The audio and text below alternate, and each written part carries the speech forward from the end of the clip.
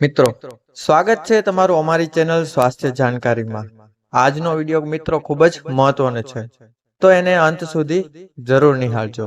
મિત્રો, જન્માષ્ટમીના દિવસે માત્ર એક ચપટી હળદરનો ઉપાય કરવાથી તમારી જિંદગીમાં શું શું થાય છે। મિત્રો, ઓગસ્ટ 2024ના દિવસે શ્રાવણ મહિનાનો ચોથો સોમવાર અને જન્માષ્ટમીનો તહેવાર છે। આ સોમવાર શ્રાવણ મહિનાનો આવતો સૌથી મહત્વનો સોમવાર છે, કારણ કે આ દિવસે જન્માષ્ટમીનો તહેવાર પણ આવે છે, જેનું ખૂબ જ મોટું અને વિશેષ મહત્વ છે। આ જન્માષ્ટમીના દિવસે તમે એક ચપટી હળદરનો ઉપાય કરી શકો છો। તમારે આ ઉપાય અવશ્ય કરવો જોઈએ, અને આ ઉપાય કરવાથી તમારા જીવનમાં શું શું ફેરફાર થશે તે પણ અવશ્ય જાણવું જોઈએ।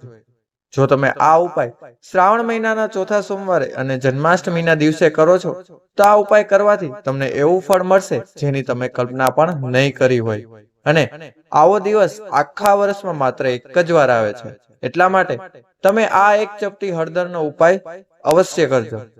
શ્રાવણ મહિનાનો આ સોમવાર અને જન્માષ્ટમીનો આ દિવસ એટલો ખાસ, એટલો મહત્વનો છે કે કેટલીક વાર મોટી પૂજા કે અનુષ્ઠાન કરવાથી પણ જે તમારી મનોકામના પૂર્ણ નથી થતી, તે આ એક ચપટી હળદરનો ઉપાય કરવાથી પૂર્ણ થઈ જાય છે।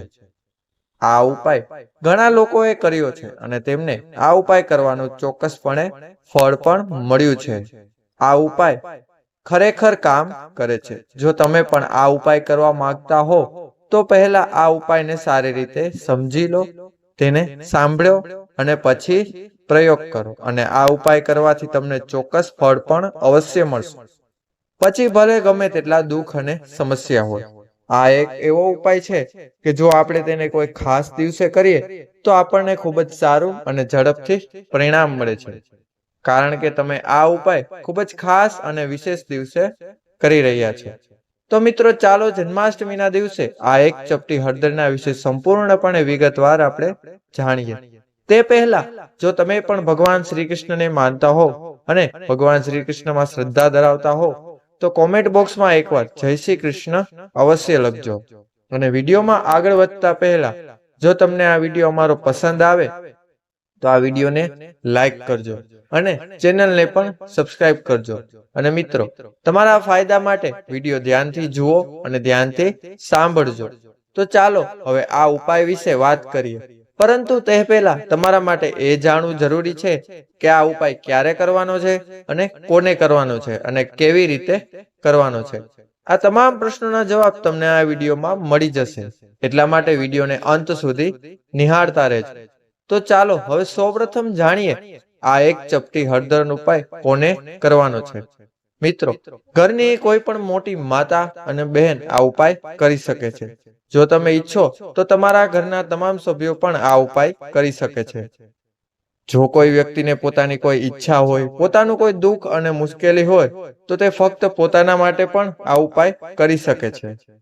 બાકી જો પરિવારમાંથી કોઈ એવું હોય કે જે પોતાના આખા પરિવારને સુખ શાંતિથી ભરપૂર કરવા માંગે છે, તો તેના માટે પણ આ ઉપાય કરવા માંગતા હોય તો તે ઉપાય કરી શકે છે। તેમાં પણ કોઈ વાંધો નથી, મતલબ કે દરેક સભ્ય આ ઉપાય કરી શકે છે, તેમાં કોઈ સમસ્યા નથી। તો ચાલો હવે જાણીએ કે આ ઉપાય કેવી રીતે કરવાનો છે। જો તમારો વેપાર બિલકુલ ચાલતો નથી, તમે ઘરે પૈસા સંબંધિત ઘણી સમસ્યાઓનો સામનો કરી રહ્યા છો, તો તમારા ઘરમાં સુખ અને સમૃદ્ધિ નથી, તો તમે આ ઉપાય કરી શકો છો। આ ઉપાય ખૂબ જ સરળ છે। જન્માષ્ટમીના દિવસે પૂજા કર્યા પછી આ ઉપાય કરવાનો છે। તમારે એક લાલ કપડું લેવાનું છે અને 108 ચોખાના દાણા લેવાના છે। આ સફેદ ચોખાના દાણામાં થોડી હળદર મિક્સ કરવાની છે। ચોખાને પીળા કરવાના છે। તમે પીળા ચોખા કરી લીધા છે। હવે તમારે આ 108 ચોખાના દાણાને લાલ કપડા પર રાખવાના છે। હવે તમારે શું કરવાનું છે મિત્રો? જો તમારા ઘરમાં ચાંદીનો સિક્કો હોય તો ચાંદીના સિક્કાને લઈ લો। જો 1 રૂપિયાનો સિક્કો હોય તો 1 રૂપિયાનો સિક્કો લઈ લો। હવે તમારે આ સિક્કો આ ચોખાની ઉપર મૂકવાનો છે। આ સાથે તમારે એક તુલસીનું પાન લેવાનું છે અને તમારે તે તુલસીના પાનને ચોખાની ઉપર રાખવાનું છે। જે ચોખા છે તે પૈસા સંબંધિત સમસ્યાઓ દૂર કરે છે, અને જે હળદર છે તે આપણા જીવનમાં સૌભાગ્ય વધારે છે। અને તુલસીના પાન જે ભગવાનને ખૂબ જ પ્રિય છે, તેને આ રીતે રાખો અને તે પછી તમે આ ઓમ નમો ભગવતે વાસુદેવાય મંત્રનો 11 વખત અથવા તો 108 વખત જાપ કરી શકો છો. આ ઉપાય કરવાની સાથે તમારે એક ગોળ વાટ વાળો દીવો પ્રગટાવવાનો છે. હવે તમારે શું કરવાનું છે મિત્રો? હવે તેની એક પોટલી બનાવવાની છે અને ઘરમાં તમે જ્યાં પૈસા રાખો છો ત્યાં રાખવાનું છે અને ભગવાન શ્રી કૃષ્ણનું સ્મરણ કરવાનું છે. આ ઉપાય કરવાથી તમારી મનોકામના ચોક્કસ પૂર્ણ થશે. તો ચાલો મિત્રો હવે બીજા ઉપાયોની વાત કરીએ. શ્રીફળ અને બદામનો ઉપાય. જન્માષ્ટમીથી શરૂ કરીને સતત 27 દિવસ સુધી શ્રી કૃષ્ણ મંદિરમાં શ્રીફળ અને બદામ અર્પણ કરવાથી બધી મનોકામનાઓ પૂર્ણ થઈ શકે છે. જો તમે આર્થિક સમસ્યાનો સામનો કરી રહ્યા છો તો જન્માષ્ટમીના દિવસે સવારે સ્નાન કરીને રાધા કૃષ્ણ મંદિરમાં જઈને પીળા ફૂલોની માળા ચઢાવો. તેનાથી તમારી સમસ્યાઓ દૂર થઈ શકે છે. ઘરની સુખ સમૃદ્ધિ વધારવાનો ઉપાય. જો મિત્રો તમારા જીવનમાં ધન સંબંધિત સમસ્યાઓ ચાલતી હોય અને મહેનત કર્યા પછી પણ પૈસા હાથમાં ન રહેતા હોય તો જન્માષ્ટમીની રાત્રે 12 વાગે શ્રી કૃષ્ણનો જન્મ થયો હતો તે સમયે આ સમસ્યાનો ઉકેલ અપનાવી શકાય છે. જ્યોતિષ શાસ્ત્ર અનુસાર મિત્રો જન્માષ્ટમીની રાત્રે 12 વાગ્યે ભગવાન શ્રી કૃષ્ણને કેસર મિશ્રિત દૂધને અભિષેક કરવો જોઈએ. મિત્રો એવું કહેવાય છે કે તેનાથી ઘરમાં સુખ સમૃદ્ધિ આવે છે, સાથે જ પૈસા અને અનાજની પણ ખોટ પડતી નથી. પારિવારિક શાંતિ માટેનો ઉપાય. મિત્રો જો તમારા ઘરમાં દરરોજ ઝઘડા થતા રહે છે તો તમે જન્માષ્ટમીની સાંજે આ ઉપાય કરી શકો છો. જન્માષ્ટમીની સાંજે ઘરમાં તુલસીના છોડ પાસે ઘીનો દીવો પ્રગટાવો. આ પછી ઓમ નમો ભગવતે વાસુદેવાય નમઃ મંત્રનો જાપ કરવાનો અને ત્યાર જાપ કરતી વખતે તુલસીની 21 વાર પ્રદક્ષિણા કરો.